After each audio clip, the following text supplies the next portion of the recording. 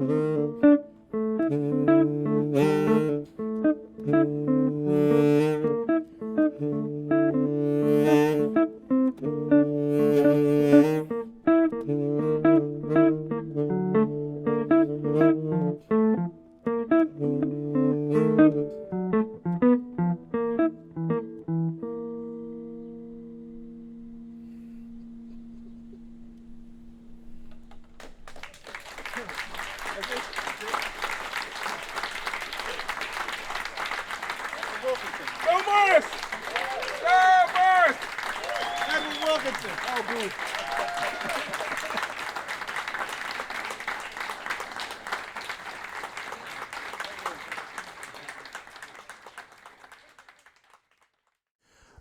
Another big round of applause for Joe Morris and Edward Wilkerson for that tremendous set of music.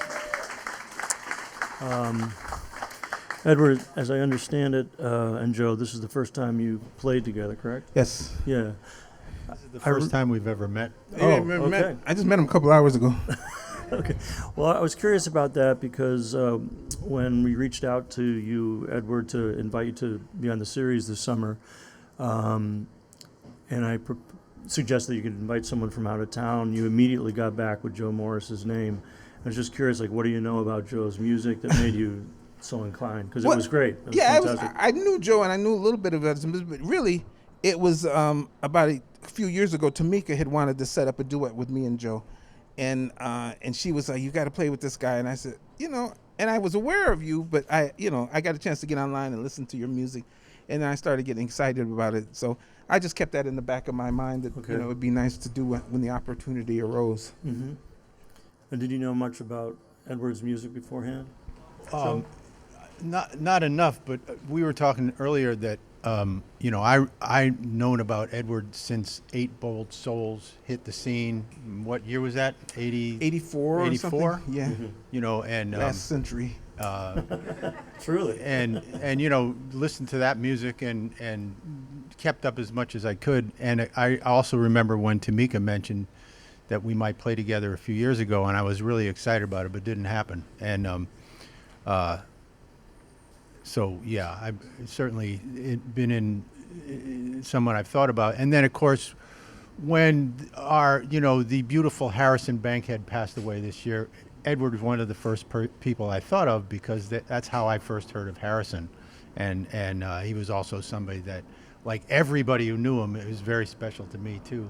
And just while I'm here in Chicago, let me just say that everybody in New York was devastated when Harrison also had the same impact in New York City as he did here. Mm-hmm. I don't know if people know that, but anyway, so yeah, I've known a lot about Edward for years and years. One thing, even though you just basically met today for the first time, you have some connection. Sorry, can you turn this mic down just a touch? Thanks. Some connections with the Association of Advancement of Creative Musicians. Very early on, Edward, you studied at the school in '71 and later became president in the '80s. Joe, you've worked with a number of the musicians associated with the organization. And the AACM is very important on a lot of levels, well, internationally, no question, but is one of the longest-standing collectives of musicians who organize work for people, had a school, et cetera, et cetera. We're both in Catalytic Sound, and definitely the AACM is a model that I look to all the time, both creatively but also as an organization. And I was wondering if Edward, you could talk a little bit about Muhal Richard Abrams and the impact he had on you at the school and maybe later. Yeah, I came here to go to college from Cleveland. I grew up in Cleveland. And my first year of college, there was a woman who had talked about, on Saturdays they have classes, because I was over at the University of Chicago, and we were studying like classical music analysis and theory. And she said, oh, they're doing something different. It's an organization called the AACM. And I said, oh, so you go on Saturdays. And so she took me and hopped on a bus and went up Stony Island. And there's a place called Child City there. It was a nursery school. And so we had classes there with Muhal every Saturday, and you paid $1, and he would buy orange juice and cookies with it. And it was really something, because we were in this nursery school, so all of us sat at these little tiny desks. And in the class, it was like George Lewis was there, and Douglas Eward, and Adego K, Steve Colson, and Chico Freeman. And so we just studied, and Muhal presented a kind of a really, to me, which was a really radical way of looking at music, which was he wanted to compose in ways that it defied style or convention.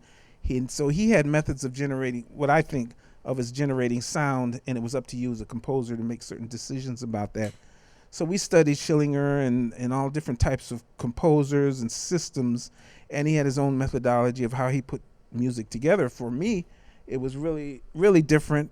At the U of C, we had Ralph Shapey was there, who was a tremendous composer, and I studied with Shulamit Ron, and Easley Blackwood was there, and so it was two wonderful worlds of music that I was fortunate enough to kind of dip my brain into both of them.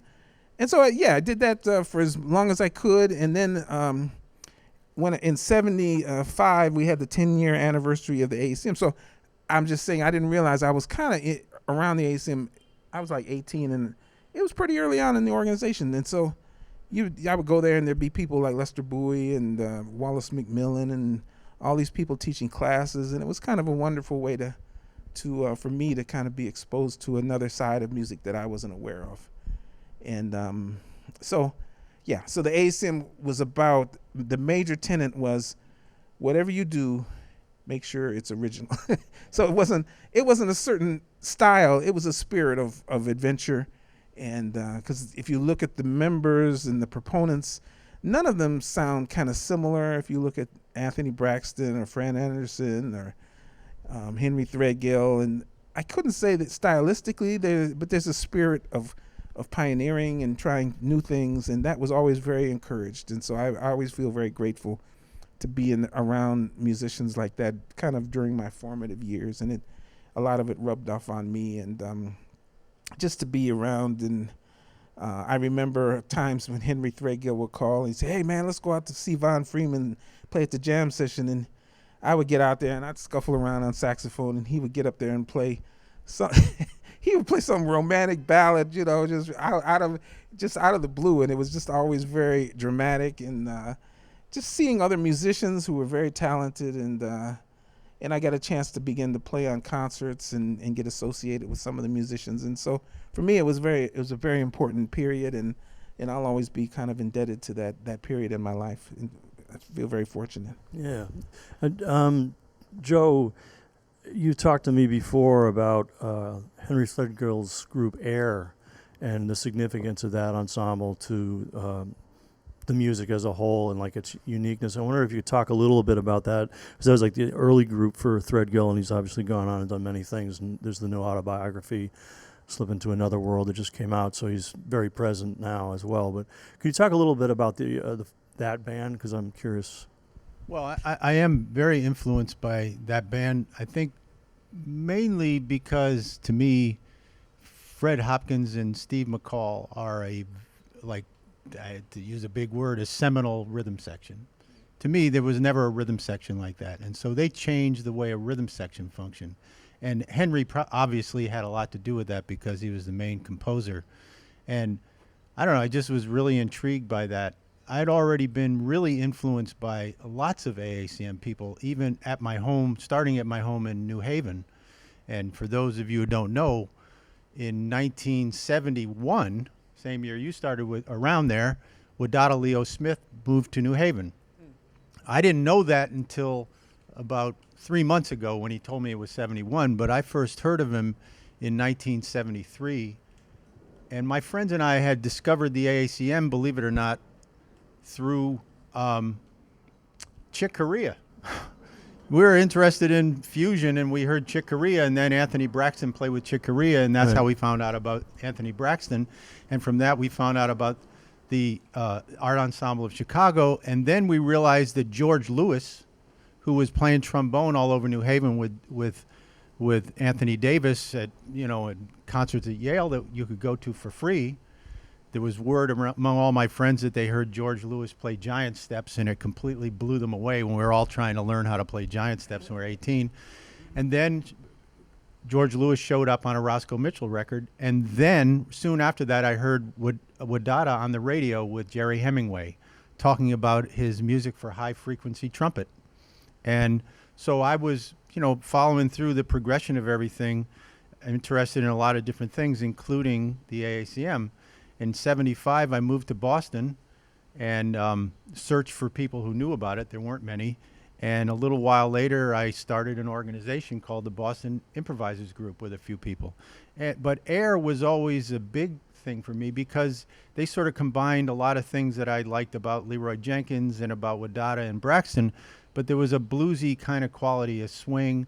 Things were very, very contemporary. You could hear the influence of Webern and Stockhausen, and I know Henry's really into Alban Berg and the second Viennese school and things like that. But there was always a really deep underlying swing, and there was always a new way that the time worked in the way that Fred and Steve McCall worked, especially the way they used energy in phrases. I teach my students this a lot, that if we take Albert Eiler and it's a long experience of energy, what AIR did was they use energy in phrases, and they would swell to a point, and a phrase would end and another phrase would come, and it'd be ba ba ba ba da da da da da ba, and it would all be the energy. So they worked it in a different way. It was really innovative, and it still inspires me, and I can tell you that we use some material like that today.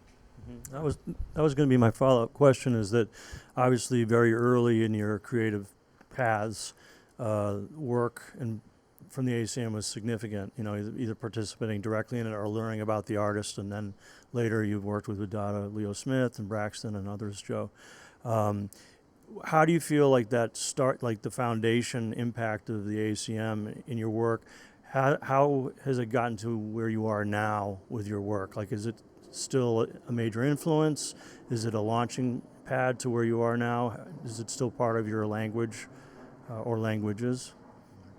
Yeah, Ed. Yeah, it's definitely. I think because we talk about this, I think you know how you learn things, and you know, I'm thinking more and more that like in the olden days, you know, back in the classical days, that people would learn through apprenticeships. Like, you know, you would work with a composer and you do all this dirty work and copy music and copy parts and stuff, and that's how you learned, you know, you know, how to write and how to compose and a lot of other things, just how to carry yourself as a musician and how you get gigs and all that stuff. And I think I did a little bit of that with the AACM, and that to me, as much as the music, is just how you.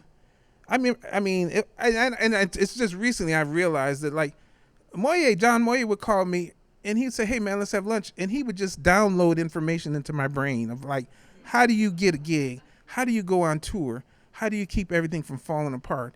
And he gave me itineraries of the art ensemble's tours, and it was so precise and it was so organized. He's an organization dude, you know. He speaks all these languages, and he's definitely such a brilliant dude. But I got a chance to just hang out with him.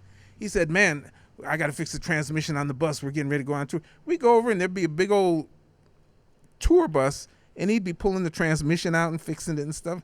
And you just don't realize, like, or Steve McCall called me and, "Man, let's go to Chili Max and get some chili." I said, "What's that?" He said, "Come on." And we went, and it was like 5-way chili.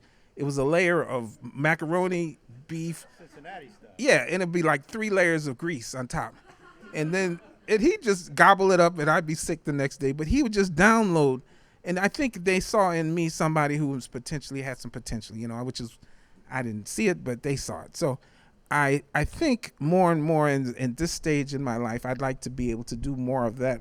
Not that I have a whole bunch of information and stuff, but I think there's something, it's great to go to school and learn, but it's also great to learn the things that you don't learn in school. It's just as important, because if you tour and you're playing music, you're only on stage for an hour out of the day, you know, and the rest of the time it's like all the social stuff that has to happen, and, you know, getting along with people who hate you and you hate them, and you still, man, I see the art ensemble be on tour for 6 weeks. They do one-nighters. Man, at the end of the tour, they would all ride in different cars. I mean, they'd be so mad at each other, but that's just part of touring. But they made the tours happen, and I think that's a part of maybe that you don't learn in school and stuff. And so, you know, that's just as important as the music. So that's what I got. A lot of that I got out of, because Threadgill did impart a lot of just music, just looking at his music. And I had the chance to study with Hale Smith, a great composer in New York. And I remember in 76 or something, George Lewis, he came in with a briefcase. He opens it up and he built a computer himself. And it was just like, it was before they had laptops, before they had personal computers. And he had all the stuff in there. And he was doing the stuff. He's such, you know, he's just amazing people. So if in your life, if you're a musician or whatever you do, if you got amazing people, find a way to kind of latch onto them, because they're very important. You know, that's what I tell people. Just find a way to interface with them, just so you can be part of that cycle of passing things along. It's very important. Otherwise, guys get old and then they get mean and they think, "Oh, nobody listens to me," and stuff like that. So, You don't really strike me that way, Edward. Nobody does. Not listen old to me. enough yet. No, Okay, yeah, okay. I need a couple more years. But nobody does listen to me. But that's okay. But I think, no. They do listen a little bit. But I think me and Joe have like kind of parallel lives in that way. Yeah, well, you're an AACMer. I'm like the outsider of outsiders. I mean, I started in Connecticut, and then I moved to Boston for some reason. which was it was like jumping off the continent and floating on a raft someplace. But It hasn't changed, Joe. well, no, not at all. I still live out in the woods in Connecticut, and I'm still the outsider's outsider. But now I like it that way. But I'm a guitar player. I also play bass, and now I even play and record on drums. But as a guitar player, there's no model really in the AACM. There's no model in Cecil Taylor's music. There wasn't a model in Ornette's music until he started Primetime, and there was Derek Bailey. So I had Sonny Sherrock, Pete Cozy, who I learned was the founder of the AACM, but I didn't know that at the time, and Derek Bailey, and I had saxophone players. And so I emulated saxophone players and violinists and bass players as a guitar player. So I've listened, I wanted to play like Jimmy Lyons in Cecil's music, and I wanted to understand Ornette, and I wanted to understand Braxton and Roscoe, and I was really, really into the Revolutionary Ensemble and Leroy Jenkins, who's one of my biggest heroes to this day. As a matter of fact, I was talking about playing with Tamika Reed and Melanie Dyer, the violist, at the Dona Eschingen Festival in Germany last year, and we just talked about Abdul Wadud and Leroy Jenkins. Out in the world, no one talks about Leroy Jenkins, but when we played together, you could hear Leroy Jenkins there all the time. So I think Leroy and everybody, Henry, Fred, all that stuff is in every bit of my playing, and I can tell you exactly what it did and when I'm using it. Mainly because I didn't have any specific route to follow. When I was 17, I wanted to be a free jazz guitar player. Nobody really even knew what that was in 1973, except those of us like Michael Gregory Jackson and a few other people who were trying to do it. And we had Sonny Sherrock. It's funny, people always ask me, have you ever heard of Sonny Sherrock? Like, I listened to everything Sonny Sherrock did for years, trying to figure out how not to play like him exactly, and also how to, out of respect, and also how to understand what it was so that I could play like him. And I listened to Pete Cozy every day for a few years, and I can tell you parts of my playing. That's an AACM connection that are directly from Pete Cozy. I've watched some videos over the years to show to students, and I see him doing this certain thing, and I was like, oh God, I'm so close to that. I better, I'm imitating him. So I was trying to figure out how to take all of this information from Cecil and Ornette and Braxton, the AACM, and the European free improvisation scene, and not be like any of it and be like all of it. And I'm still trying to do that with the goal of trying to not be like any of it. To, as Braxton says, to make a composite methodology, to come up with another methodology. Because to me, those four things, and I'd say the AACM is sort of best represented as a methodology in Anthony Braxton's documented methodology. But in Roscoe's words, in Mulhall's words, in all their music, in Leroy Jenkins' playing, it's all there. There's a specific thing that happens that's informed by Cecil and Ornette and everything else that preceded it, whether it's European or African or Asian or anything. They are the ultimate nonlinear thinkers in improvised music up to that point, and they interacted with lots of different people. So it was a different thing. And being that my head, as an uneducated musician and uneducated everything else, my head works to sort of find patterns in things. That's how I know everything. And I found patterns in the AACM musicians that were different. I could see I could recognize how they were influenced by Jimmy Lyons and Ornette and Coltrane and Albert Eiler and Eric Dolphy and Stockhausen and all those things, but they were also different. They had another thing there. They also had a thing that we were talking about Wadada. I recorded and performed with Wadada this year, and people asked me when I was done, how did I know how to play with Wadada? I've known him a long time and played bass with him once, but it's because I read what he said and I listened to his music, and I know what he means about space and silence in music. We played the silence, it worked. So, I used that as recently as last February when I performed with him. And I use it today. There's things about the way Edward phrases that I would say, if you had to ask me, are directly associated with the culture and the technical things that emerge from the AACM. And they're beautiful. And a lot of people don't know that they're even a thing. But I hear them as like, man, I know this is, I jump right in here. Just like if I heard a quote from Ornette, I'd be like, okay, we know what to do. And as a teacher, there's people who are students of mine here, I run them through those methodologies. And, because you can't know what improvisation, what improvised music is if you don't know what the people who invented it did. You can't make it up. You can do what you think is made up. It's just going to resemble, it might be great. It might be original. I hope it is. But it may also resemble some things that already exist, including many things from the AACM. Yeah. Okay, I have one last question for the two of you, and then turn it over to some folks in the audience if they want. This is a personal question that I keep going over and over and over in my mind, also as a student of the work from the artists in the AACM, listening to them all the time.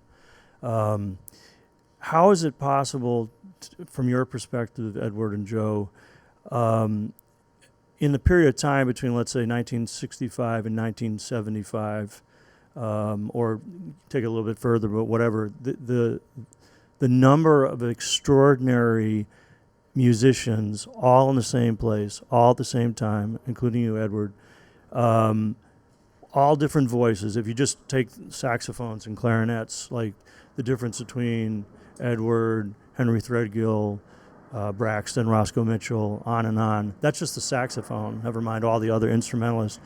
I am searching for a reason why there was that much critical mass at one time in one, let's say, decade, give or take, that's not replicated in such a way elsewhere. Like a lot of people went to New York, and there was a kind of critical mass. We're talking about people that were based here in Chicago for a long time and changing the face of music together, but all in individual ways, all composers, instrumentals, etc. Do you have a reason behind why that was possible at that time, Edward? Well, okay, I don't know, but I tell you, my BA paper was on the Florentine camaraderie in Italy and the germination of Italian opera. Mine too, man. Yeah, we gotta talk about that. No, I'm not saying that. I'm not saying that to say I don't remember any of it. But the one thing I learned from that was these things don't happen through isolation. And in this country, there's the idea of the mad genius, and you sit in a room alone and do things. And that may be true. I don't know. But I know that a lot of these movements in art come through, like what you said, you get a certain number of people together, and if they argue enough, they come up with something new, and whether it's in Paris and Gertrude Stein and Picasso and all those people coming together, or if it's Minton's in 42nd Street in New York and in the 40s, and Bird and Dizzy Gillespie and Thelonious Monk coming together. A lot of these movements just start because there's a certain, as brilliant as all of these people are as individually, there's a certain humility to say we need to come together to really make something different, and that's something that I think if you can find that in your life as an artist or whatever you do, if you can find people that you can you don't have to agree with them, but you have to agree that we're going to make something out of just being together, out of this association. We're going to create something that's valuable. And so I applaud, the musicians of the AACM, because all of them are very strong individuals, and I've seen fights, not physical fights, but I've seen people come, it's just they're strong-willed, and that's the way it should be. I mean, people should be able to disagree but come together and say, okay, we don't agree, but we're going to do something beautiful here. And so you see it, all through the artistic landscape. And so is in this country especially, we celebrate the individual, but also we should celebrate these associations, whether, wherever they pop up. And so if you're an artist, find some people who think like you or you can put up with, and, get together and do something. Even if you hate each other, you can still make beautiful music together. So that's what I learned from the organization. So again, Edward's like a participant in the whole thing. My guess about why it's different is that one thing that all the artists in the AACM had was the advantage of seeing what had already happened.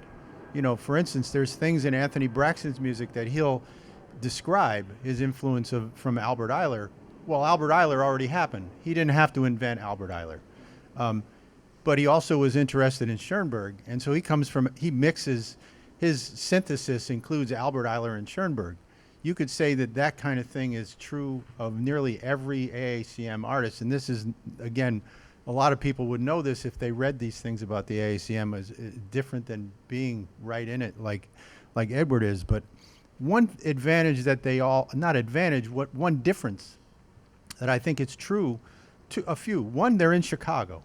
So they don't have the New York hierarchy to deal with, because the jazz scene in New York City is definitely a hierarchy. It's not, especially back then, it wasn't really a nonlinear configuration of different things. There was the jazz scene, and either you broke with it like Cecil Taylor did, although Cecil Taylor's sensibility was that he was a jazz musician. He was adding to the jazz continuum. He wasn't trying to destroy it or anything like that, like people said. Coltrane too. But it's a different structure based on commerce in a lot of ways that didn't exist for that music in Chicago. So in a lot of ways, the AACM, when they started, they were free of the burden of having to be successful. They were young people. Muhal was a little bit older. A couple of them were older, but they also, many of them went to the Army and served in Vietnam, or were in the Army like Braxton and played in the band, or Henry, who wrote a very dissonant version of the Star Spangled Banner and got reprimanded for it. And then they went to college and they studied music, and they studied. And that's not true of the avant-garde musicians in New York City.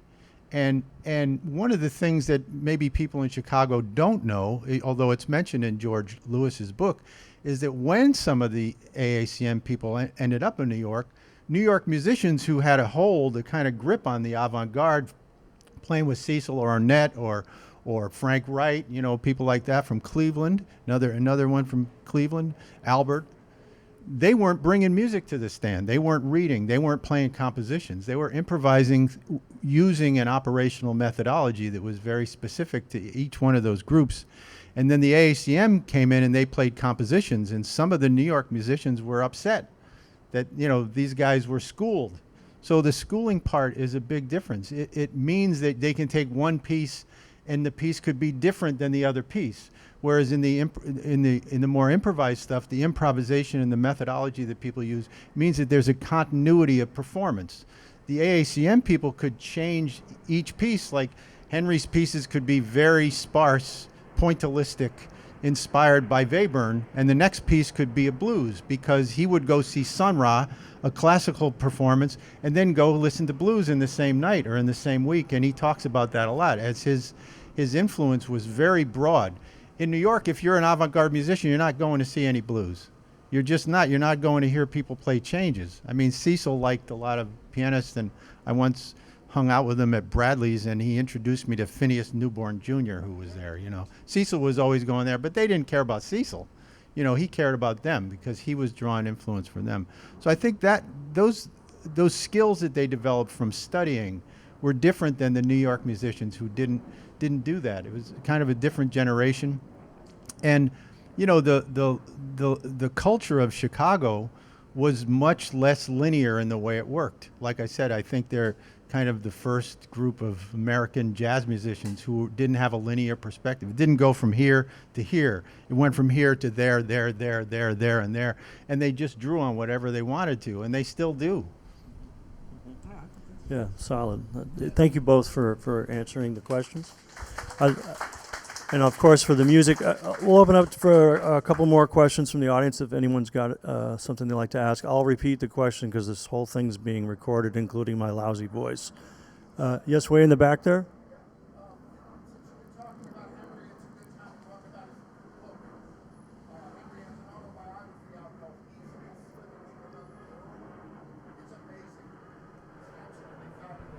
Did you write it?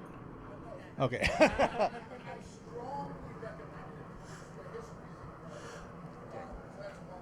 Okay.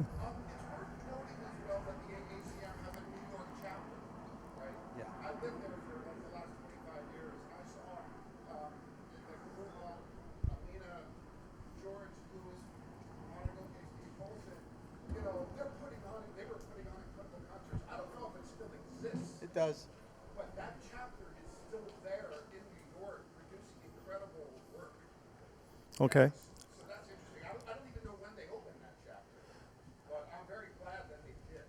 Okay, and the question? The question is, I just wanted to make a few points, I guess. Okay. Okay, thank you. Okay, so definitely check out the Threadgill autobiography. And the ACM had a chapter in New York, if you weren't aware of that. That's part of the history, too. Okay. Any questions? Yes? No? Everyone's hot in the sun? Okay, huge thanks, Edward Wilkerson, Joe Morris. I want to say something. Oh, what's it go? Okay, this is a shameless plug. I'm playing Monday nights at the Beat Kitchen with Jim Baker. He's there in the back. My hero. Every Monday we're there at the Beat Kitchen. Come on out. It's free. We ask for a donation. But you can hear a great group. I've been subbing for Mars Williams, another hero of mine who's a little under the weather. But we keep the music going on. So come on out. And then later on tonight I'll be at Martyrs with James Singleton from New Orleans. So if you get a chance tonight at 8 o'clock, we'll be at Martyrs. So shameless plug. It's not shameless at all. Edward Wilkerson, Joe Morris. Thanks for being here. Thanks to ESS. Also, Andrew Klinkman, Lily Finnegan, co-curators on the Option Series. Quick reminder, next Sunday at 3 p.m., Jaribu Shahid, bassist from Detroit, totally incredible. Did a lot of work with Roscoe Mitchell, for example. He'll be here playing a solo set and then being interviewed by Ben Hall, an amazing musician, organizer, also based in Detroit, and they're going to talk a little bit about the history of the scene in Detroit, another Midwest capital for the music. Thanks so much, and have a great week.